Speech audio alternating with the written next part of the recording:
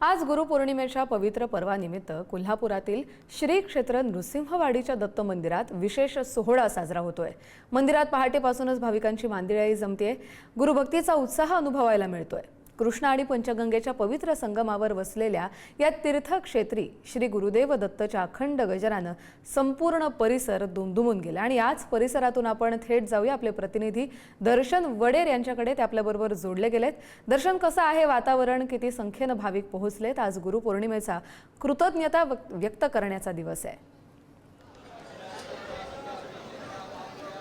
अत्यंत भक्तिमय वातावरण निर्माण झालेलं आहे आणि श्री क्षेत्र नृसिंहवाडीच्या दत्त मंदिरात भाविकांची मोठी गर्दी या ठिकाणी पाहायला मिळते आहे। आज गुरुपौर्णिमेचं पावन पर्व सुरू होत असताना श्री दत्तगुरूंच्या चरणी लीन होऊन दत्तगुरूंना मागण्यासाठी या ठिकाणी आलेले आहेत। भाविकांची प्रचंड गर्दी या ठिकाणी दत्त मंदिरात आपल्याला दिसून येते आहे आणि श्री दत्तचरणी लीन झालेल्या या भाविकांचं एकच मागणं आहे की श्री गुरूंच्या चरणी लीन होऊन आपल्या आयुष्याचं मागणं या ठिकाणी हे मागतायत। या ठिकाणी दत्तभाविक या ठिकाणी दिसत आहेत। श्री दत्त मंदिरामध्ये गुरुदेव दत्तचा दिगंबरा दिगंबरा श्रीपाद वल्लभ दिगंबराचा जयघोष या ठिकाणी आपल्याला होताना दिसतोय। मंदिरात या ठिकाणी पाणी आलेलं आहे आणि पोर्चवरती या ठिकाणी पाणी दिसतंय।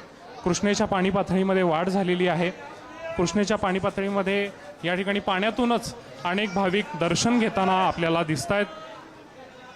श्री नृसिंहवाडीमध्ये हे दत्त महाराजांचं स्थान असल्यानं गुरूंचं महत्त्व अत्यंत मोठं आहे आणि या गुरूंच्या दर्शनासाठी या ठिकाणी भाविक मोठ्या प्रमाणात जमलेले आहेत। पाण्याचा वाढता वेग असताना सुद्धा अनेक भाविक पाण्यातूनच दर्शन घेताना आपल्याला दिसत आहेत।